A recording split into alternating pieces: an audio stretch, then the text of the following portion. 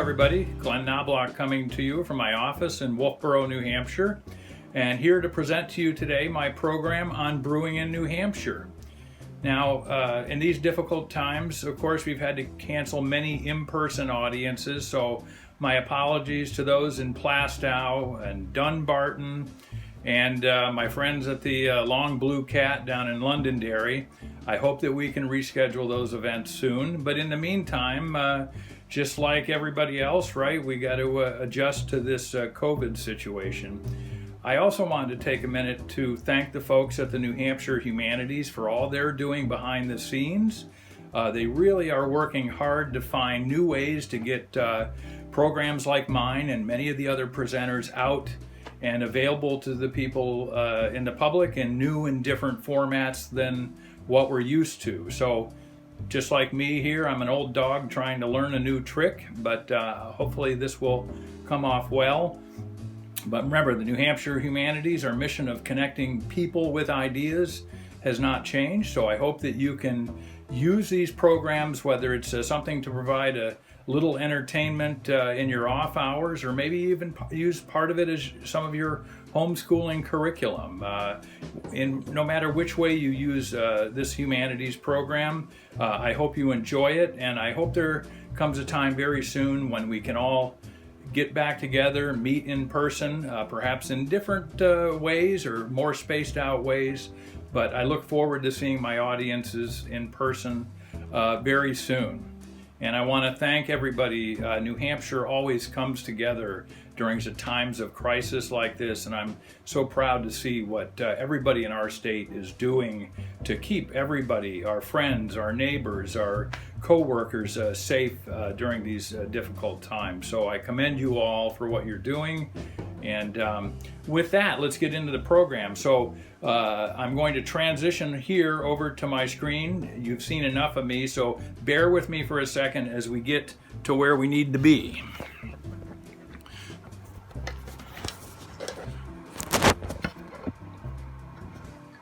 And we're coming online to you here, and hopefully you can see that.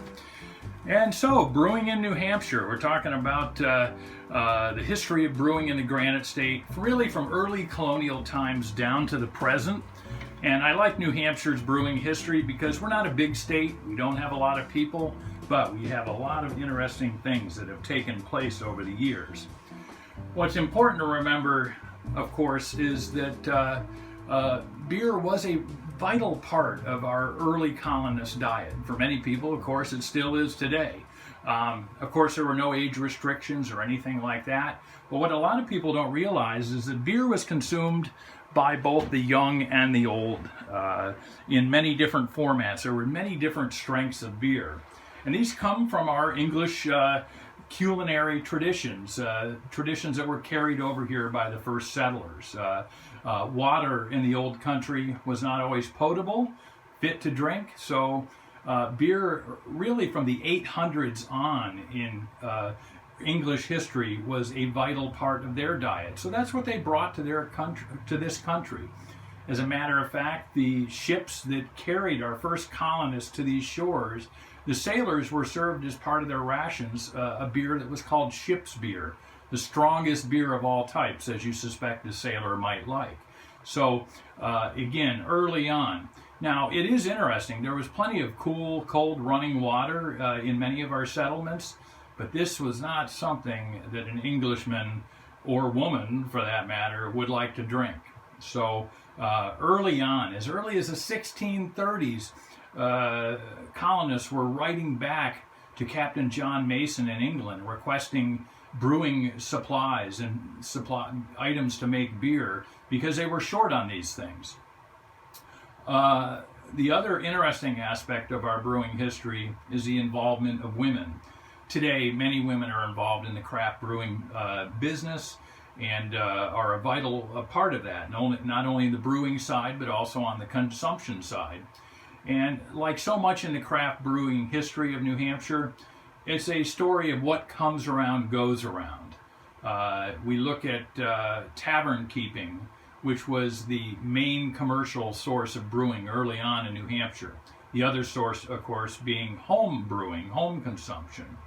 So again, we often think of brewing as a man's job, but really, in the earliest days, it was often performed by women. Women ran the households. They were the ones that were tending to the victuals in the family. So they were the ones that were doing the brewing. While the men were out farming, clearing the fields, perhaps hunting, or whatever mercantile business they were pursuing, it was the women at home were doing a lot of the brewing. But also on the commercial side of brewing early on, it was all about the taverns. And that's where women, as I mentioned here, Rachel Webster on the Isle of Shoals during the late 1600s ran a rather raucous tavern. Love Chase and Stratham, we mentioned Isabella West in Boscawen, and in many other communities around the state, women tavern keepers, one of those legal forms of business that women could be involved in. And so they were a vital part of the brewing industry, and of course still are today. And again, we talk about the tavern keeping business. That's really where it all happened early on. All the great quantities of beer that were being brewed were at the tavern level. Don't know if you can read these ads, but on the left we see one from Boscawen, 1804. It talks about the tavern stand now occupied by Mr. Thomas Gilmore. And he talks about how it's located at this very convenient site with a commodious stable, and has a good privilege of water conveyed in a new aqueduct. All these things, as we'll talk about shortly, were really important in the brewing process. I really like the ad on the right for Portsmouth Bell Tavern on Congress Street, and I will read that to you just in case you can't decipher that funny script from earlier times. It says the subscriber informs his friends and the public that he has taken that central and commodious house lately occupied by Mr. Greenleaf as the Bell Tavern, and has opened a public house for the reception and accommodation of ladies and gentlemen, travelers, and others. He flatters himself he shall be able to entertain his guests in an agreeable manner. His table will be supplied with the best the season and market affords. His liquors of every kind are pure and genuine. That's important. And his stable shall be well attended and furnished with the best hay and provender. And his ambition ever will be to please all those who may favor him with their commands. Wow, sounds like a great place to have a beer, doesn't it? Would that we received a welcome like that in all of our establishments today. But this ad really speaks to some of the laws in New Hampshire regarding beer and brewing and the serving of it. We'd like to think of New Hampshire as a live free and die state with very little rules or regulations. We could debate that till the cows come home. But what is interesting is early as the 1720s, there were laws in place about taverns. And a couple of these are mentioned in this ad indirectly. The first of them being that liquors of every kind are pure and genuine. There was actually a law passed that said that beers had to be brewed of pure and genuine ingredients. Now today, that might be a bill that's 100 pages long and going into excruciating detail, but back then everyone knew common sense-wise that pure and genuine meant the proper amount of hops, good water, and things like that. So that's why that's mentioned in here. Some towns even had tavern inspectors who would make their rounds around the various taverns in town. I would have liked to have that job, by the way. And would taste the beer that was being served to make sure it was okay. And our towns had many taverns. The town of Portsmouth had over 15 taverns. The town of Bristol, New Hampshire had 9 taverns for a fairly small population. But again, this is because our populations in even smaller towns were spread out over a wide area. It could be several miles. So these taverns were located in convenient places where people could walk or take a short horse or carriage ride to imbibe their favorite beverages and enjoy a little social company. So close distance and proximity was always important. The part about the stables being well attended in both of these ads was really important because tavern laws also said that owners of taverns had to be able to supply those who frequented them their horses with the proper feed and accommodations. So that's kind of interesting as well, the fact that we had to take care of the horses of those who would come to visit or stay there for the night. The other thing that was important about the brewing industry in New Hampshire early on was that all taverns were required to serve either beer or hard cider. They could sell other types of alcohol like Madeira wine or even harder drinks like rum or whiskey, but by law they had to serve hard cider or beer. Beer was probably the most popular in the coastal regions of New Hampshire, places like Portsmouth, Hampton, Exeter. Further inland or more rural areas, probably hard cider was more popular. Any farmer with an apple tree, any tavern keeper with an apple tree could easily produce enough hard cider for his clientele. So the two went hand in hand, if you will. So once again, when we talk about things, what comes around goes around. The craft apple cider or hard cider phase that came out in the craft brewing segment a couple years ago really was, again, a matter of what comes around goes around. Now, these taverns, tavern keeps were often the most respected men in town, but sometimes due to the nature of these taverns, they were often considered lowly establishments and not really desirable in town. I kind of like this shot only because it shows the Colonel Ebenezer Webster Tavern over in Franklin, what was once part of Salisbury. And what's interesting about this tavern, of course, is its operator, Ebenezer Webster, was the father of New Hampshire's famed politician and orator, Daniel Webster, who, not coincidentally enough, would later die of cirrhosis of the liver, for whatever that's worth. You can see what his tavern looked like on the right, and it's very typical of most taverns, a regular household with a kitchen or accommodation set up for the visitors.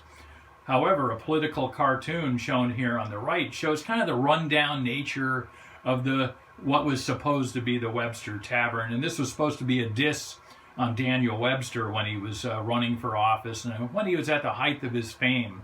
Shows an unkempt front yard and a kind of a rundown, ramshackle building. But in fact, most of our taverns were pretty well operated. They were all licensed by the state of New Hampshire, I should say the colony of New Hampshire. So they were very much regulated, again, in kind of opposition to what we think of today as New Hampshire being the live free or die state. Now, for sure, these taverns came in many different types. Some were simple country taverns, like Colonel Ebenezer Webster's was.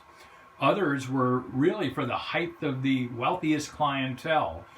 For some of the taverns in the larger towns, again, Portsmouth being one of the primary, these were places where the royal governor, John Wentworth himself, might go. So again, based on location and the clientele they were serving, these could be fancy taverns, or they could be run-of-the-mill taverns with dirt floors and mud-daubed walls and ceilings. Any way you slice it, this is where the beer was being brewed in New Hampshire. Now, we talk about the different types of beer. Ale, or what we might refer to today as India Pale Ale, was the most common beer that was consumed. This is what was brought over from the old country. Sometimes in advertisements you'll see this referred to as pale ale rather than India Pale Ale. Sometimes you'll see it referred to as stock ale, simply meaning it was the regular ale that brewer or a establishment stocked. That's the traditional one.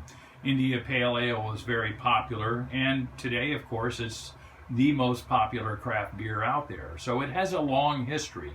It's, by the way, India Pale Ale is really named because it was a beer that really traveled well, and brewers from the English homeland could ship it by sea to their empire over in India, thus the term India Pale Ale. So before India was set up as a British colony, it was typically called just a pale ale or a stock ale. However, there were other types of beer that were being brewed in the new country here. but not for reasons of taste or innovation, but really out of necessity. When you don't have the hops that you need, and you need some flavoring adjunct for your beer, you turn to what's at hand. And that's what our colonial ancestors did. So pumpkin ales, for example, have become a very popular segment of the craft beer industry. And we think, many of us thought when that first came out that was neat, innovative, new.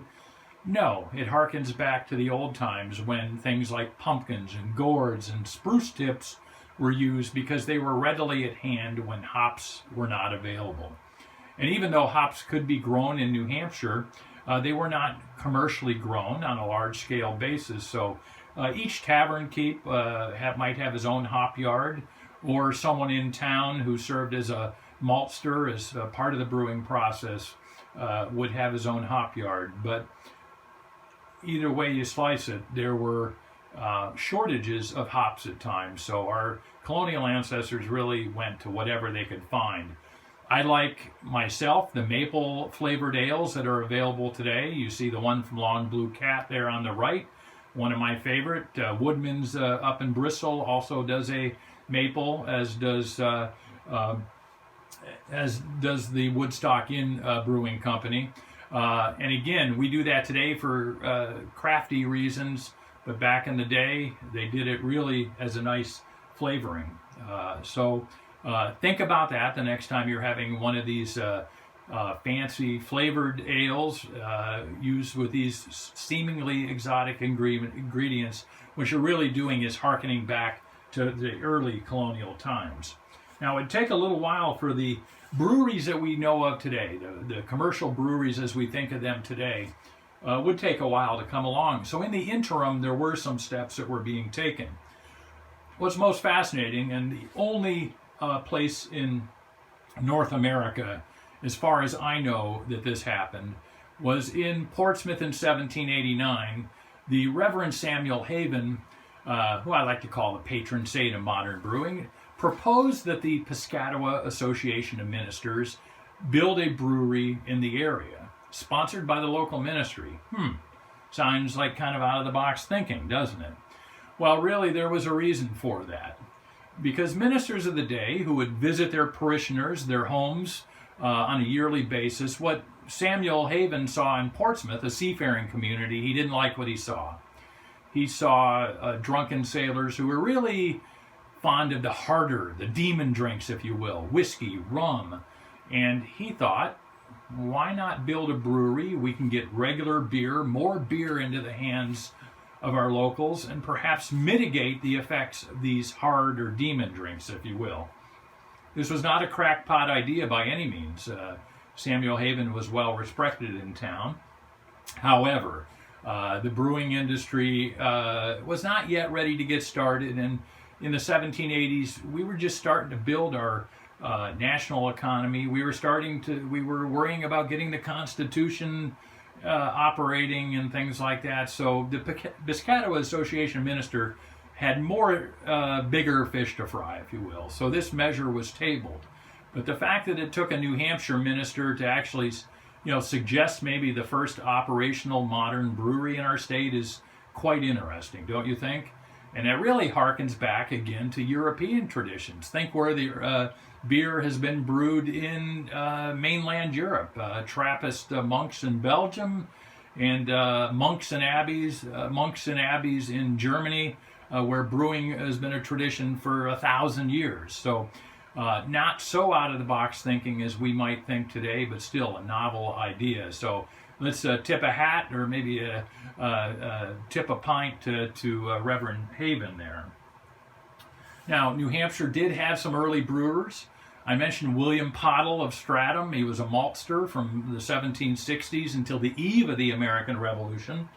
And there's a reason he stops in 1774, December of 1774, as a matter of fact, because his townsman, Deacon Thomas Boardman, saw him distributing his brewery, his beer in Portsmouth's town square in December 1774, and he was not happy with William Pottle, because William Pottle was a Tory. He was a guy that supported King George when many other people in town were sons of liberty in favor of the idea of the independence of the American colonies. So when he saw William Pottle delivering his wares in the town square of Portsmouth, he was incensed, and he got in a soapbox and he stood up and said, "I, for one, will not drink beer made of Tory malt." And he whipped up the crowd in such a frenzy that Pottle had to flee, fearful perhaps of being tarred and feathered or even worse. His days as a brewer were largely ended, and again taken up by the tavern keeps themselves, who were more liberty-minded, if you will. Also in the 1770s, we find record of Robert Trail, a Scotsman, who also happened to be the port comptroller for the city of Portsmouth. He brewed his own Robert Trail Scotch ale, if you will. I like the story of Michael Martin, too, an Irishman. We don't know much about him, except for about 10 years. He is said to have brewed the best beer in New Hampshire, or really in Portsmouth. And when I say he came to a bad end, it means he turned from his brewing career to a life of crime. He became a highwayman, robbing people on the highways in northern Massachusetts. He was eventually caught for his crimes and hanged at the gallows. Probably one of his last thoughts maybe being, "I should have stuck to being a brewer." Perhaps. Now we talk about those interim steps.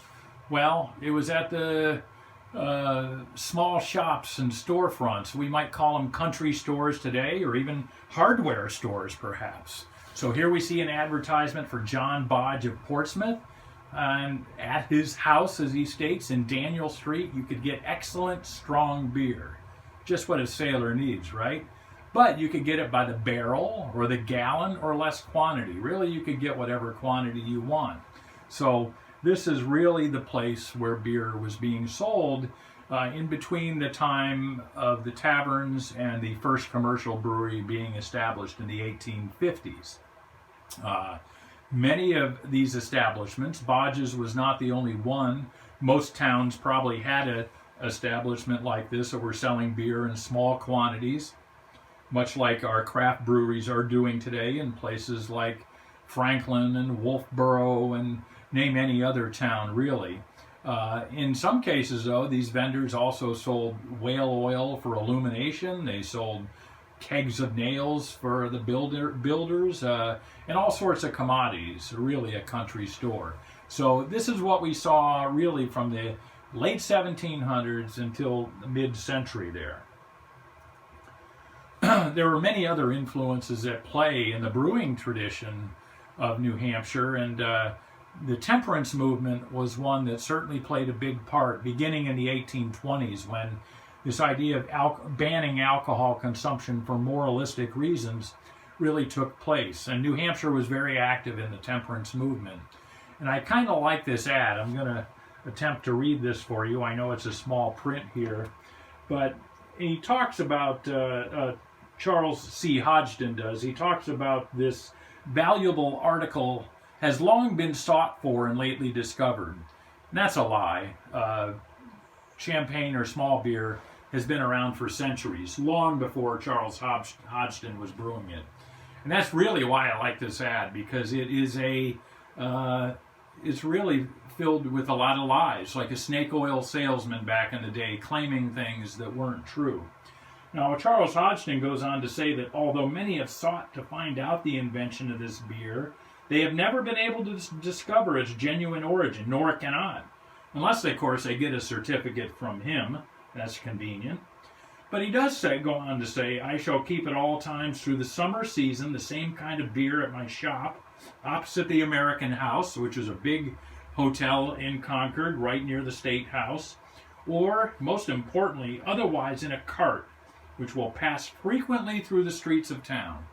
So that's kind of convenient, right? Back in the day, you could get beer from a cart that would go up and down the streets, a peddler's cart, if you will. This was not unusual back in the day when the sale of beer at a mercantile level was very little regulated. Now, Charles Hodgson starts to tell some more truths here when he goes on to say this champagne beer is considered the most inoffensive of any beer in common use. It contains no active or deleterious ingredient, and those who use it will find it a valuable substitute for cider, porter, mead, strong beer, etc. at all seasons of the year. And you can see in the lower right-hand corner there, it's even endorsed by 3 doctors. Dr. Peter Renton, Dr. Thomas Brown, and Dr. Tilton Elkins. So this is from 1836, when your beer was recommended by your own doctor.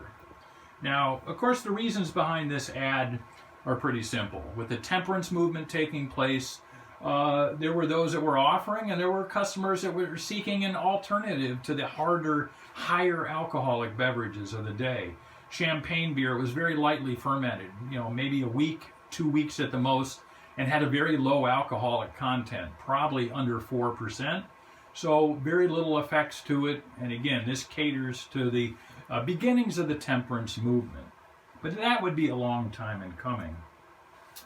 Now, the first known brewery dates to 1854, and despite Portsmouth's predominance in the brewing industry, really from colonial times until the 1990s, it's not surprising, really, that the first brewery was established in Manchester by R.V. Burt. Riverius Burt was his name.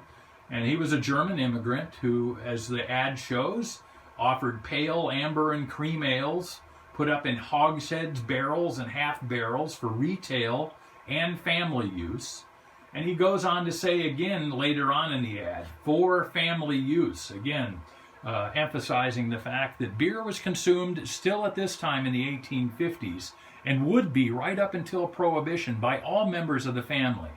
Notice he mentions that he's a manufacturer of bottled ale, that would be our IPA of today, but also small beer, just like in our previous slide for Charles Hodgson. So that's the stuff that's very lightly fermented, very low alcoholic content. Now, Burt's Brewery, so to speak, doesn't that sound good, Burt's Brewery? Only lasted for a couple years and then he disappears. German immigrants did not stay long in New Hampshire, were not found in great numbers. Burt probably came here, no doubt came here, due to the mill business, which was then booming in New Hampshire.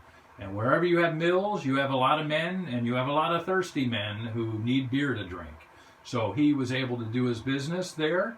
However, again, New Hampshire is a pass-through destination for German immigrants. Many German immigrants and brewmasters who immigrated to this country would go to places like St. Louis, Chicago, Milwaukee, Cincinnati, all places that were famed for their breweries in the Midwest. And so the German influence in New Hampshire was really very, very light, if any. However, the first brewery does belong in their category, so to speak. However, the most famous brewery was that early on of John Swindell of Portsmouth. He's an English immigrant, so I love his ad, ale, ale, ale, and he advertises his superior pale, which again would be our version today of an IPA, as well as a brown ale. Brown ales were very popular back then as well, and an amber cream ale. And notice $6 per barrel, and also on hand a lot of stock ale. And again, shows his address there. This was the most famous beer in Portsmouth of the day in the late 1840s, early 1850s. Now, John Swindell had a problem. He brewed a great beer, but he was not a great businessman, and he tended to imbibe a little bit too much of his own product. However, he took in as a partner a young man named Frank Jones. Now, it's interesting in New Hampshire history. It's all geographical. If you live on the seacoast, you probably know who Frank Jones is. The farther you get away from the seacoast, you may have never heard of Frank Jones, but he was an important figure in New Hampshire history. He was our version of the Rockefellers, the DuPonts, the J.P. Morgans, the tycoons of the day down in New York and Cleveland and Chicago and big cities like that. But for New Hampshire, it was Frank Jones. But he got his start at an early age. When he ran away from home in Barrington, he had a terrible home life, came to the big city of Portsmouth and was selling all sorts of goods. And then he came in contact with John Swindell by 1858 or so. And he saw a great opportunity. So he learned what he could from John Swindell, who, again, acknowledged to be somewhat of an alcoholic. And within a year, he bought John Swindell out, lock, stock, and barrel, as the saying goes. And he took over his business as the Frank Jones Brewing Company. It would grow to be not only the largest brewery in New Hampshire, but it would also be one of the largest East Coast breweries in America. He identified himself later on as the king of the ale makers and was said to be the largest ale maker in the world. That, of course, isn't an exaggeration. The Bass Ale Brewery in England, Old England, shipped their ales around the world. But still, for a New Hampshire boy turned brewer, he did very well. Now, Frank Jones, again, an important figure. He later got into the early communication business, lost a Supreme Court case, which had he won, he would have been the one controlling the early telephone industry in America. But he was still an important figure, politician, and also owned and operated the Wentworth by the Sea Hotel, which everybody knows and loves. It was a popular establishment in the day. And he was also president of the Boston and Maine Railroad. Here you see his brewery at what it looked like on the left on Islington Street in Portsmouth, this huge manufacturing facility. And he did it all. He made his own electricity. He dug his own wells so he didn't have to buy water from the town of Portsmouth. Truly the king of the ale makers. What you see on the right is actually his personal estate with gardens and tree-lined avenues and a large house, part of which is still part of the infrastructure in today's Portsmouth, just off Woodbury Avenue. So he really had quite a setup. Now, despite his other business interests, Frank Jones always returned to his brewery. He loved his brewery, and that was his bread and butter, his first true love, if you will. And he was involved in it intimately. He even, at one point, fired a teamster for whipping a beer draft horse too heavily. Into his business, perhaps even a micromanager, was Frank Jones. Show you a few of his operations here. You can see on the left in these grainy publicity views that come from the early 1900s, you can see the brew kettle. If you've been in a modern brewery today, the technology is not that much different, all things considered, that over 120 years have passed since Frank Jones's day. You can see the brew kettle and the brewmaster standing next to it. I really like the center photo. It shows the India Pale Ale there being dispensed. Wow, 6 bottles at a time. You can see the helper in the background that's bringing the crates of empty beer bottles to the filler there in one of these 6 filling stations in the Frank Jones Brewery. So again, this was the height of modern technology before automated bottling lines were begun. And then on the right, excuse me, you can see the capping room. So early on, bottles were capped with a wire assembly that held a porcelain topper in there. Sometimes cork and other materials were used. You can see the belt-driven machinery that's running the machine. You can see the hopper at top that feeds that cap down there. And if you can imagine, if you will, behind those walls, banks of coal-fired furnaces and young men who were shoveling that coal into the furnace to keep the brewery going. There were other breweries in town. M. Fisher & Son, which later became the Eldridge Brewing Company. These are 2 views of the same brewery, just separated in time. Begun in 1864 by M. Fisher. I like this early classic view on the left of the brew house because it shows the railroad coming to town and how that changed everything, made brewing from a localized business to a regional business in very quick time.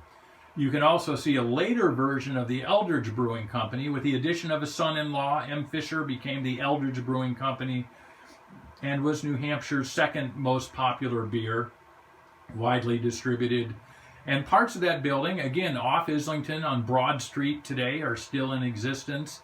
But notice the famed clock tower and kind of the Germanic architecture that was very popular of the day. So both of these, both the Eldridge Brewing Company and the Frank Jones Brewery were very successful. Now, there were other brewers in town. Manchester, as you might imagine, had the Amoskeag Brewery on the left, started by Andrew Wallace, originally called Haynes and Wallace. And notice the mention of lumber, building lumber, boards, clapboards, laths, in addition to an ale manufacturer. Of course, beer and the lumber industry went hand in hand early on because it was the lumber that was used to make the cask in which the beer was stored in, aged, and distributed in. So many brewers were also lumber dealers as well. Carney, Lynch and Company on the right was a firm that was started by a man named Cyrus Dunn. And again, brewers of India Pale, Stock, Cream Ales, and Porter, and shows their wares there. So again, anytime there was a mill town in New Hampshire, we can be certain that beer was being brewed. But unfortunately, the records for most brewing activities in New Hampshire are rather scarce. At left, we see another manufacturing plant, the True W. Jones Brewery. And as you might guess, True W. Jones was Frank Jones' brother. And on the right, we see the Fall Mountain Lager Beer Company out of Walpole, New Hampshire. That was the most modern brewery when it was built in 1876, but it was never successful due to its remote area and the fact that it relied on the railroad to get its product to market. The Boston and Maine Railroad, which, oh, by the way, was controlled by Frank Jones. You guessed it. So higher freight rates means a lower profit. And so the Fall Mountain Lager Beer Company, which would go under many different names, including the Crescent Brewing Company, the Manila Brewing Company, which was plagued by many strikes. But ultimately, this brewery was never successful. But it was an attempt. Now, there were many other brewers. One of my favorite is the Mrs. Henry Evans Brewing Company. She deserves a lot of credit. To my knowledge, in my outside the tavern environment, it's the first modern brewery ever operated by a woman in New England. So Mrs. Henry Evans, let's give her due, was named Martha Evans, and she took over the brewery of her husband Henry after he passed away. She had 2 children to support. So for a number of years, she supported herself by, again, the brewing scene, and she kind of fades from history after that, but I really would like to see a modern beer named after Martha Evans for her pioneering spirit. So once again, when we see women involved in the brewing industry today, it harkens back to the old days. And speaking of women-owned breweries, one of my favorite, I don't get paid, by the way, to plug these breweries. I just get to put in what my favorite beers are, and Throwback happens to be one of them. Founded by Annette Lee and Nicole Carrier over in Northampton. And this is a company that also harkens back to local traditions, as do many of our New Hampshire brewers, by sourcing their ingredients from local agriculture, I think within 100 miles or so that you have the freshest and product available. And again, harkens back to those old-time traditions in early New Hampshire brewing. Now, it's all about the advertisements when we talk about the brewing industry that's really interesting. And the advertisements do tell a story.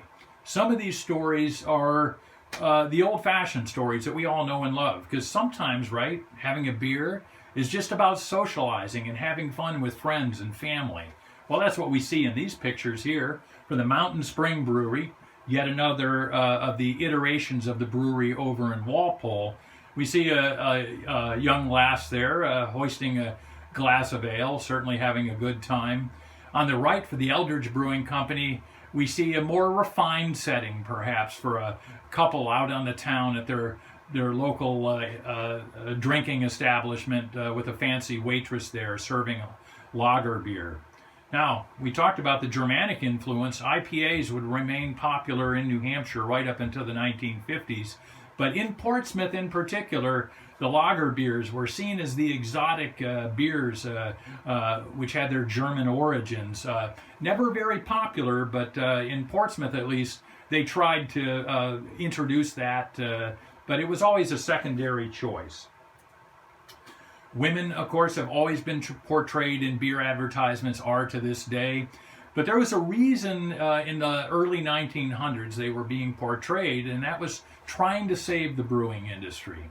The brewing industry was under siege from temperance folks who wanted prohibition and would eventually get it. So when we see ads like this featuring this young girl at left in all her Victorian era finery, same with the gal in the middle, it's really showing that these beers don't just appeal to the working class men who are down and dirty doing their jobs, but it really is for women too and people of moral, upstanding values. I do like the one on the right. That's that Germanic influence, showing a kind of a German-themed advertisement there with the tankard and so on.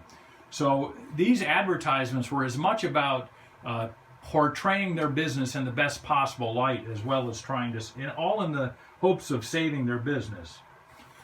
And again, what we used to think of as acceptable, of course, in brewing advertisements no longer is.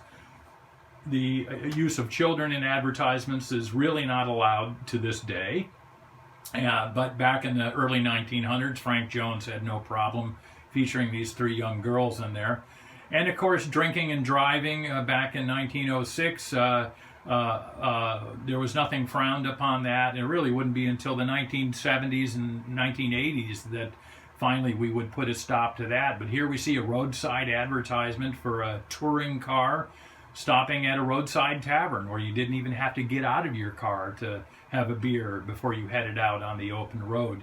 And this, by the way, is not a coincidental ad. By 1905, automobile ownership in New Hampshire had increased drastically, and so many more families were hitting the open road, and Henry Ford might have had something to do with that as well. So Frank Jones especially really associated their product with this newest trend in transportation. And then we see some other advertisements here. If you like extreme sports, I guess ballooning on the left would qualify. As you see the balloonist and this young gal rather tipsy there. I'm afraid she's going to fall out of that basket having a bottle of Frank Jones. And I really like this elegant setting on the left where a couple are picking out their bottle of beer. That's not a bottle of wine they're choosing, it's a bottle of beer in this most elegant setting. However, despite all these ads, the temperance movement would prevail, and by 1918, beer sales were prohibited in New Hampshire.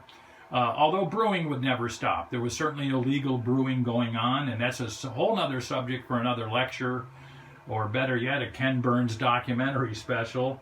So rest assured that just like there was bathtub gin being produced, people were brewing their own beer, but commercial-wise, all the breweries in New Hampshire were out of business.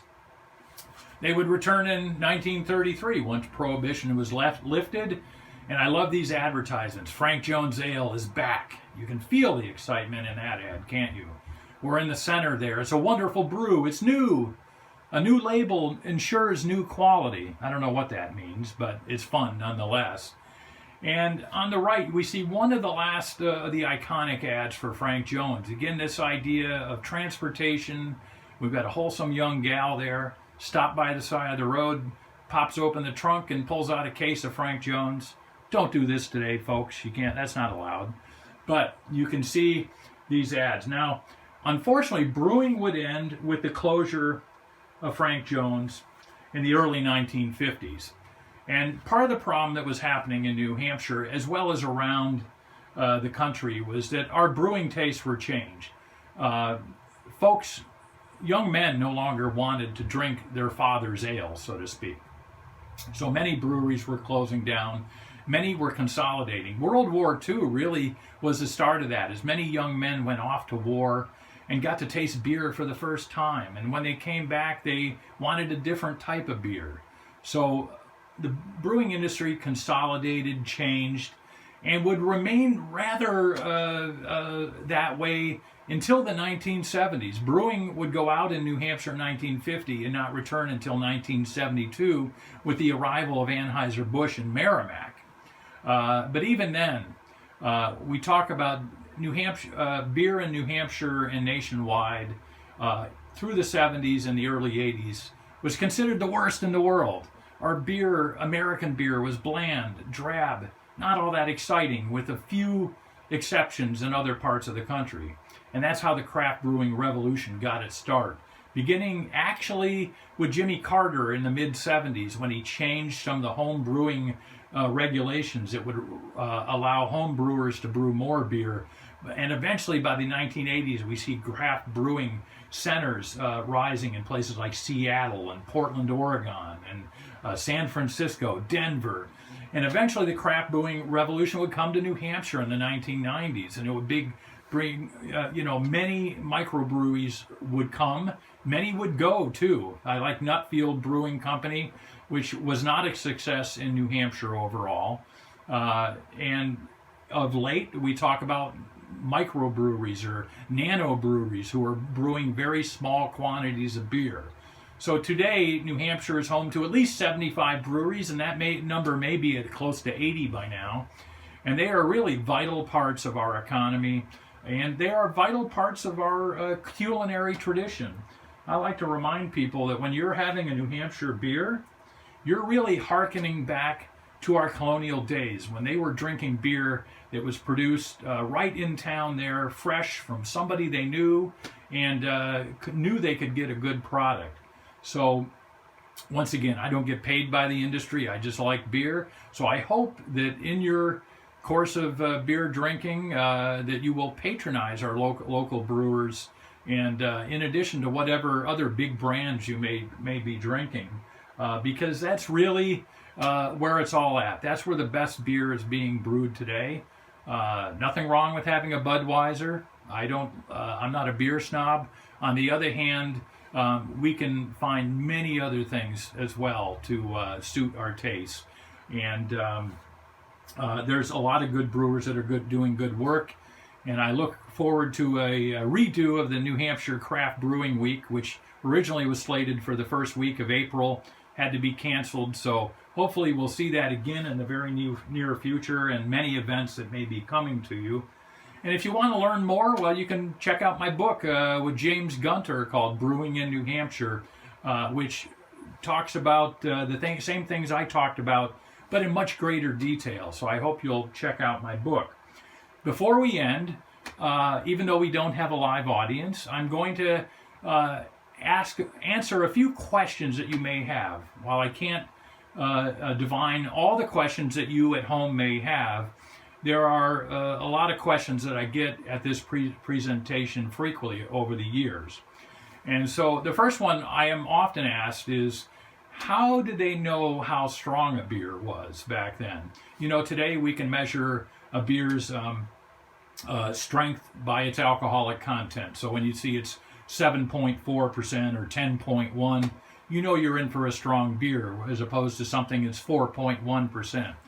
Well, scientifically, of course, early brewers could not test their product, but they knew by taste and they knew by experience and by the fermentation process and how long that took, especially at home. They knew if it was very lightly fermented, it would be a low alcohol and suitable for children. On the other hand, there were many establishments out there brewing ship's beer for mariners, and they knew that that had to be fermented longer for a higher alcoholic content. I'm also often asked about hops growing in New Hampshire and how that occurred. Well, hops were never a big business in New Hampshire, but each individual grower could grow their own. Hops grow wild in New Hampshire as well. I have some in my own backyard here in Wolfboro that pop up from time to time. The earliest hops were actually imported by Captain John Mason himself and stored in his great house in Portsmouth, and they came from Portugal, believe it or not. Later, hop was imported, of course, from Germany, but early on in America, it was upstate New York. That would be a hop growing center, and later that would shift to the Pacific Northwest. So the hops business has been ever changing over the years, but they can be, and there are many brewers today in New Hampshire that grow their own hops as well. It takes time and patience and a short growing season, but it can be done. Another question that is asked of me is, people say, I like beer, I'd like to try beers, but I find many of them bitter. Is there a beer for me? And my simple answer to that is there is a beer for everyone. For those of you that tried a beer perhaps once a long time ago and said, oh, it was too bitter, or I tried a dark beer and it was too bitter for me, well, that just means you had the wrong beer. There are, just like wines, there are many different types of beer. There are beers that have a sweet taste to them. There are beers that are bitter. There are dry beers. There are sour beers. There are many different types. If you like alcoholic beverages, if you like mixed drinks, and if you like wine, then chances are there's also a beer for you. You just got to find the right one. By the way, if you're concerned about bitterness, many companies are now putting on their label a term called the IBU, International Bitterness Units. I love that term. It reminds me of the BTUs. So look for those. The lower the number, the less bitter it is. And don't assume just because it's a dark beer that it's a bitter beer. Many of the German lagers, for example, even though they're dark, actually have a very sweet, almost molasses taste to them.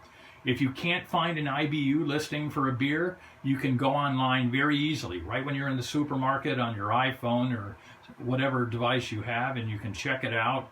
There are many different sites, Beer Advocate's one of them, that will often show what is the IBU for a particular beer.